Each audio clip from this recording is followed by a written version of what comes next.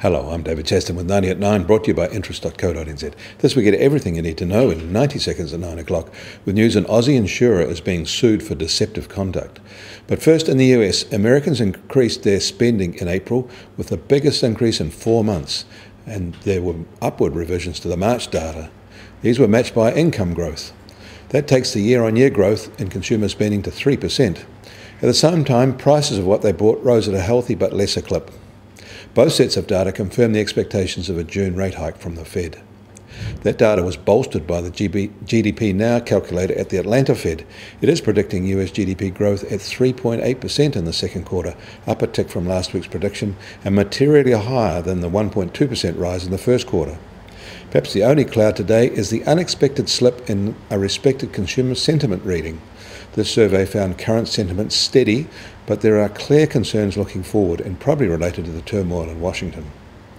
Across the Atlantic, a record spending budget was announced by the EU in Brussels, and they will suggest the Eurozone might need to issue collective debt and run a joint budget. These are ideas from the new French President Macron, but the big spending plan may also be about the Brexit negotiations. The year ahead is the last one involving the British, who are being pressed to agree to a large bill covering past British EU spending pledges. This is where the UK finds out the real cost of their decision. And the geopolitical trend to watch is in Africa.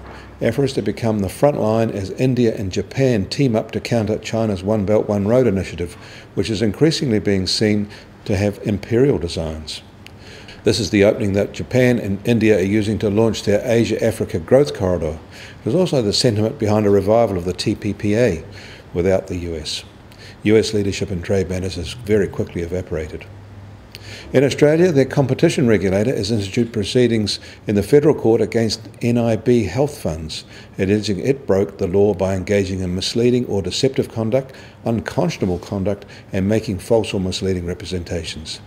At the heart of the case is NIB changing insurance contract benefits and conditions without notifying policyholders. In New York, the US Treasury 10-year yield is lower at 2.21%, and perhaps a sign of the times, we should note that Amazon stock briefly hit $1,000 for the first time today, although it slipped back a little bit from that level now. The price of oil is a little softer again today, with the US crude benchmark just still under $50 a barrel, while the Brent benchmark is now under $52. The price of gold is also a little lower, now at $1,262 an ounce. But the Kiwi dollar is going the other way and is noticeably higher today at 71 US cents. On the cross rates, the Kiwi is up to 95.1 Aussie cents, which is a 4-month high, and 63.5 euro cents.